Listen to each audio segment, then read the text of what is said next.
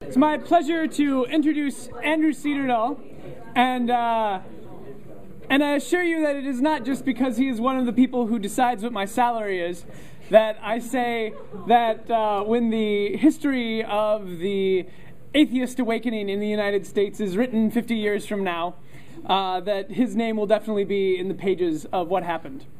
Andrew is a student here at USC. He's one of the founders of the USC Pastafarians, and he received in 2009 the American Atheist Founders Scholarship Award, which is only given to one person every year. There's some runner-up type awards, but he didn't win the runner-up awards. He won the real one. And I'm sure the runner-up ones are great too. And he also, actually, I think equally impressively, won a Changing the Face of USC Diversity Award for his work with the USC Pastafarians. What is sort of especially impressive to me, though, about Andrew is not just that he's gone off and done all these incredible things and, brought in Richard Dawkins and hosted an SSA Regional Leadership Summit. Well, in fact, he was not the primary organizer on the ground. We had Axton and we had Kelly, who were doing a lot of the work. Andrew went and recruited other people because he knew that he was going to graduate. And that's what he's going to talk to you about and let you know what specific steps you can take to make sure that those of you who raised your hands earlier about being in the first or second generation of leadership in your group can do to ensure that you're not the last. So please join me in welcoming Andrew.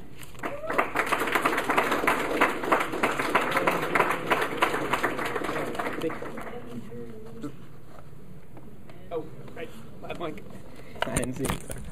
Pop in your lapel. Perfect. Right here. You got it.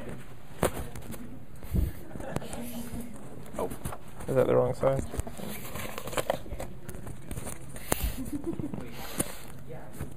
Thanks. Okay, there we go. Sorry about that. Okay, so this statistic should look familiar because I stole it from Liz Liddell. This is why it's important to start planning for group transitions right now, because the main reason groups fail is because of leadership problems. The main leadership problem being that, again, people get very involved, they're great leaders, and then they burn out or they don't think about the future. So think about the future now. This is why I want to motivate you guys to really care about this. Like, I thought about this when I was a sophomore. Probably a little weird. It was probably a little early to be thinking about that. I'm a senior now, but I was always constantly thinking, like, how's this group going to survive when I leave? I want my legacy to be in this group. I want this group to survive. I want it to prosper. So if you're a founder of a group, like I know Randall is, and I know there's probably a few others in here that started a group, or think about how awesome it would be 15 to 20 years down the road to look back and say, oh my gosh, this group has grown tremendously. It's still there. It's still impacting the community. Think of how awesome that would be. And I think in 20 years, like now we have 30 members average, we could get 50 to 100 members average because our movement's growing. So think about that as an incentive to start planning for the future. Now, if you're new leadership and you weren't the founder, think about all the work that went into your group. If you want to look at it like from a correlational standpoint at a chart, let's say this is the progress of your group going up. It makes a wave if you do really, really poorly on a group leadership transition because you're going up and then the leader leaves. You start from nowhere. You go back up. It's like a big wave. And so you want to be going up to the right all the way because you want success. Success and leadership transition means that you start from that point where the leadership left and you keep going up. It's a big line that goes straight off into the distance. That's how I see it in my mind. And that's what my third point essentially means, that great transitions build on top of each other. And if there's a poor transition, you're starting from scratch, essentially. And you're losing so much progress. I mean, I've spent 3 years at this university building the group up. I couldn't imagine if I hadn't planned and had wonderful people like Kelly and Axton here to take over for me. I mean, what would happen if I left? Would the group die? Would they have to start over again and start from scratch? So it's very important.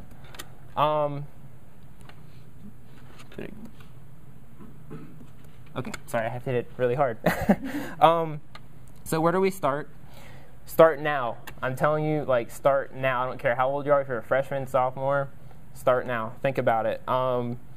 It really is the key to think about, because I was always thinking, like, who's going to be the next leader? I was worried, like, is someone going to step up and have the passion that I have for this group? And thankfully, when you have that in the back of your mind, you don't miss the opportunity when it comes up. And there's a leader that you see, and you're like, oh, he might be good, or maybe I should nudge him or her into the right direction to take this leadership position. If you're not thinking about that, those opportunities are going to get away from you. So think about it. So here's some general things that you can do. Cross-training, and this was mentioned earlier, but it's so important to get more than one person doing something. When I started this group, I was a freshman. I was horrible at this. I did everything. Like, I learned the hard way that you do not want to be the one person doing all the work, because you're going to get burnt out. And not only are you going to get burnt out, but your group's not going to survive. So make sure you have other officers, 3 to 4, 5, as many as is practical. Make sure you do that. Preserve core values. Don't water down your group, or make sure that you have a mission statement that is very hardcore, solid foundation for what you believe. You don't want your group to transform into like the Buddhist club or something. There's nothing wrong with Buddhism, but I mean, we are naturalist groups. We should stick to our principles. So make sure that you're very explicit about what you started the group for. Document everything, and I'll get to that later. And then diversify leadership. Make sure that we have a problem in our movement. Like, everyone is white male. So many white males doing everything, and there's not I'm not guilt tripping the white males in this room, but we need diversity. So diversify leadership. So here are the successive plans that you can do, and I'm going to go through each one specifically. So identify key roles. What positions do you need to survive? When I started the group, I started with another guy who ended up becoming the vice president. For that time, it worked. He was my backup. We did it together. But eventually that position, it didn't really have a purpose. It didn't have a clear-cut definition. We got rid of it because there's no need in having a position that doesn't do anything. It's just going to create confusion. It's going to clutter stuff. So make sure that every position has a clearly defined purpose. And we actually have 2 humanist outreach directors, is what we call our community service, which works for us because we want to expand our community service. So if there's an area where, this is another thing about group leadership. We had 2 great people running for the position. One of them won by 1 vote. Do you want that other person who was great to just not have a position and to sort of phase out of the group? No. Ask the person who won if they would be willing to share that position.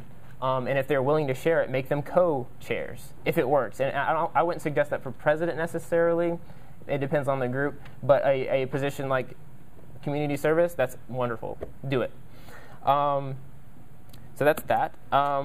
Step 2, is anyone excited about leading?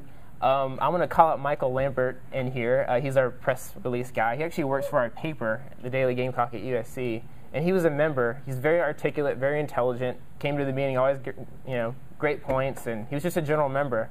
And when I was president and I needed to find leaders to fill these positions, I was like, Michael, you know what? You should be our PR guy, because you work at the paper. I mean, you know what you're talking about. You can write well. He's an English major. I mean, could there be a better characteristic for that position? No, there couldn't be.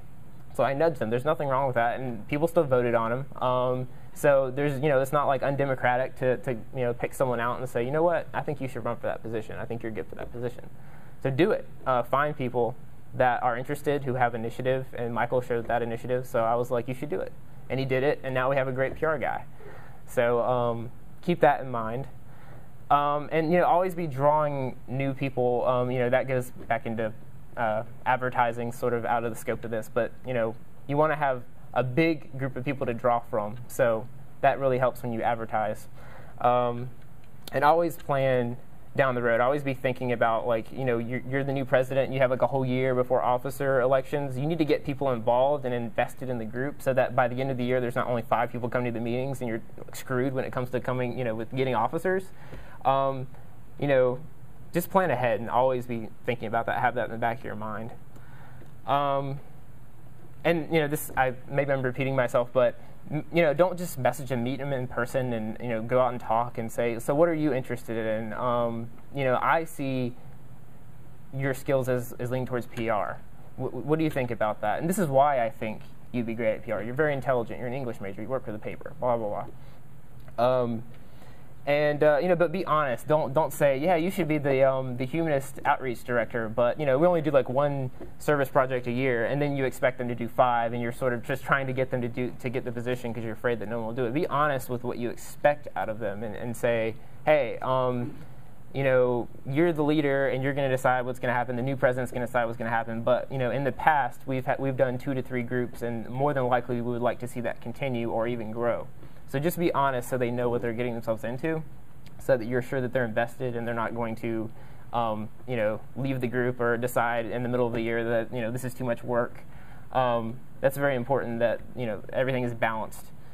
So that's that. Nurture and train. You want to definitely shadow and assist them. What I did whenever I didn't run and Axton was elected is I gave him our big box of propaganda, is what I call it. It's just this huge box of brochures from like various national organizations that I pick up every time I go to a conference, the stickers, and I loved having that box because I just had all these stickers and cool things that but make sure that the new leadership has that. If you're kind of sad parting with it. Find out if your school offers training. I'm not aware of any at USC, but some schools have, we have a leadership program here that works a lot with students. So you could probably talk to people like that in their leadership programs or student government or student organizations. There's probably help. I know that they publish a book here at USC about like treasury stuff, so the facts about specific things that are necessary for running a group. So look into that and make sure to pass it on to your new group leaders so they're not wandering around trying to find it. And this fourth point might be a little creepy, and I hope that the guys at USC don't get this tape later because it might be a little creepy. But what I have pictures of people that work in the office that are integral to like booking events, booking tables, and things like that. And I'm like, this is this guy's name. This is what this guy is like. This is what you should do when you approach this person because this is their personality.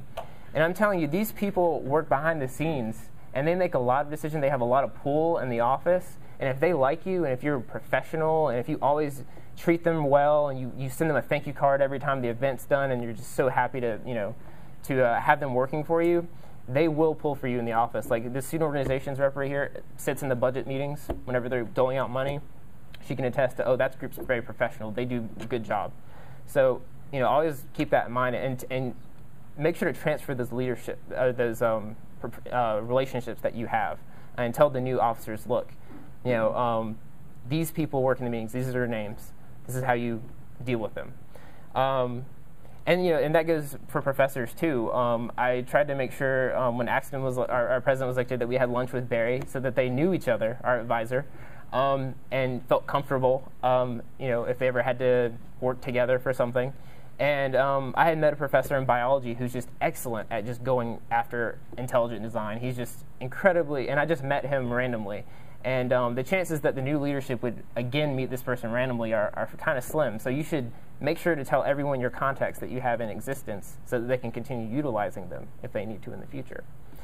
And this was touched by Liz, but I'm so used to doing this because I've done it for 3 years. Like I know I can book a room in 5 minutes. I know I can put together an event in a day if it takes that, depending on the size of it. I know how to do it because I've done it for 3 years. And sometimes it's hard to let go of your ego and because you think you know it all and you think you know how to do it. And you might actually know how to do it. But it's better to let the people do it, even if they're slower or even if they don't quite have it as perfect as you would like them to have it. It's better to let them do it than to continue doing it for them and to like baby them, let them make mistakes as long as they're not totally egregious mistakes. Like if they make mistakes, it's a learning opportunity for them. So just let go of it and let them run the group as soon as you're out of it. And that's if you're like a senior and you were the president and they're juniors or younger and they're running the group, just be there with them, but let go and let them run the group. support. And I try to do this. I don't know if I've succeeded, but I try to be the best general member that this group has. I try to get behind it 100%. And like whenever they make a decision, I support it. I don't care if I slightly disagree with how they're doing it, or if I would have done it a slightly different way. I get behind them because this is the group that I started. I want it to succeed. So just get rid of the squabbles and the petty differences you may have, and just get behind your group and support the hell out of it. And this is what I do. And I'm a senior. Give a year's overlap. So that I'm going through law school applications right now. I've in the past held down 3 to 4 positions in organizations aside from Pastafarians at the same time. And right now, I just do student government, and I'm a general member of the Pastafarians. And I'm going through law school applications. I'm so busy. I can't believe how busy I am. There's no way I could run this group right now as a senior. So, I know other seniors do it, and they're awesome for it. But I really think that a junior should probably be running the group. And it's different for every group. But by the time you're a senior, you're going to be applying for jobs. You're going to be doing those things. So I would stick around and be a great general member, be good support, and let younger people run the group. That's my advice on that. Be around physically. Don't move off, like Liz said. And then appreciate them. Every time that Axton and Kelly and all the officers do something that's great, they sat out on Green Street for hours in the cold or the heat, or they did something, I tell them, I'm like, guys, I appreciate what you do. Not only for the group, just the values you promote that I agree with. Just if you led the group and you've transitioned, like recognize how much work that they're putting in on behalf of your group. And that'll give them the fire that they need to continue, and the passion, because they know that they're appreciated, and that their work matters. And then repeat. Teach them how to teach others. I know that's so strange to say, but make sure that they know, because not only is it hard the first time to transition the group, but the second and third time I've heard is even harder, because you've lost that one person who was passionate enough to start the group, and then you got the new people coming in, and then after that, when the first person's totally gone, there could, if they didn't plan for it, it could die then. I think it's just a really critical area, or a really critical time. So, keep that mindset that you should constantly be thinking about the future. There are SSA resources. I don't know why it says provide that on my slide, but there are resources. So talk to Liz and talk to other leaders, see what they, talk to people here, see what they've done. And here's I want to end with some practical things. Make all of your essentials accessible to everyone. One time I did this thing 2 years ago. I was still the president, but we were having new officers, where I did physical folders full of information, because I didn't want to do the online stuff. I didn't want to deal with it. It's actually more of a hassle to do the physical folders, because they're going to lose it within a week. The passwords that you're going to have to scratch out it's just going to be a total mess. Like, don't do it physically, or if you're doing it physically, just use it to supplement what's online. Make sure you make a database of everything that you've collected. Like posters for events that happen every year. Make sure they have that, like the graphics for the posters. We've made our own media list of all the groups in Columbia that we send out ourselves. That is so critical to have to pass on to your new PR person, because you want them to go to every TV station and every radio and physically do it again, like we had to do, which took hours and hours and hours to do. No, you want to pass that on so they have it. And passwords, things that are really critical to standard group running. Make sure they have that. Build community to make sure that you have a good pool of people to pull from when it's time to make that transition, so you can nudge people that you recognize that have leadership potential in your group. This is what I did. We had a magician come, Mick Stone, who's like a secular magician. He kind of explained how he did his magic to an audience, to show how things aren't always what they appear to be. And I set that up while I was still president, so it would come the semester after I was not president. So they would have something that they were working on, or that they could do, because we we transition leadership at the end of the year, and by that time it's too late to plan something for the first semester. So you need to have something in place that first semester that the new leadership takes over, at least one event or something going on that they can do, so that you don't lose momentum. So you got to keep that momentum going. And this is one thing that I don't mind harassing people about. I know I said let people run the group, but when it comes to the forms that keep your group funded, because I know it takes a year to get funding here at USC, you have to wait a whole year to be active, make sure that they pass in that form that gets you funding, and the form that makes you a registered student organization that we have to do every year here. I don't know how it is at every other institution, but hound the hell out of them to pass that form in, because if you lose it, I mean, that's just really bad. That's really bad for the group. You're going to use funding for a year. I mean, that could be potential for disaster. And then, I just want to close with saying that, you should provide solicited advice when they ask you. If you're the guy who's, leaving the group and they're the new leaders. But let go of your ego and just remember you're not in charge anymore. Tell them, like, I've done this before, this is how I would do it, but, if you want to do it that way, that's cool, I'm going to get behind you.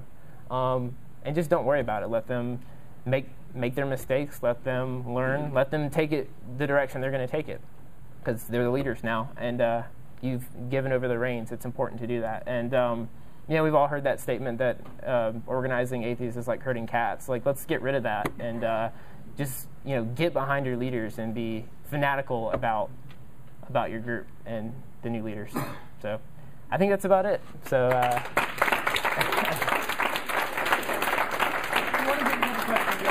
okay, yeah, I could take questions if anyone has any.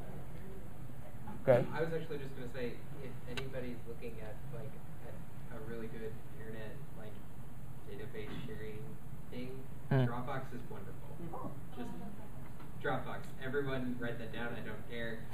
It's the best file sharing thing ever. Period. Okay. Cool. No, it's free. It's 100% free too. And if you want it to be even bigger, so you could carry hundreds of gigabytes, you could pay $10 a year or something like that. Cool. All right, that's a good idea. Random. Something that I've run into in the past with regard to kind of elections versus appointments. You mentioned earlier, you had the two people, they're both great people, really qualified, and you don't want to kind of turn people away. So, if you've got 4 executive positions and 6 people running for them, how have you gone about that in the past? In the past, if there was a position that was not created, or we saw a need for something like events coordinator, or before we didn't even have a PR person, but if we saw a need and we saw something, in an individual that they could contribute, we would just create a position, but still have them run for it. And a lot of times one person would run unopposed, which is still completely democratic. Everyone has the opportunity to run, but you're just sort of nudging them in. It's almost like a faux appointment, but not really, because, again, everyone has that chance. You announce it beforehand, make sure it's fair. But you can create positions. And like I said, if there are 2 really great people running for the same position, say, if you're a top-down leadership type group that has a president, I wouldn't recommend, because I think there's a lot of potential for problems there. But if you're a top-down group, any of those officers below the president that do the PR events and things like that, do a co-chair if you think it's good, if you think your group can handle that. Just one point about letting go and allowing the new leadership to have relative free reign that's the source of innovation. As the old leadership want to just maintain things the way they were, right, and try to get someone elected who will do that for you. There goes your opportunity for some different kinds of growth and directions. Right. Anything else? I love you, Andrew. Thanks. All right. Thank you.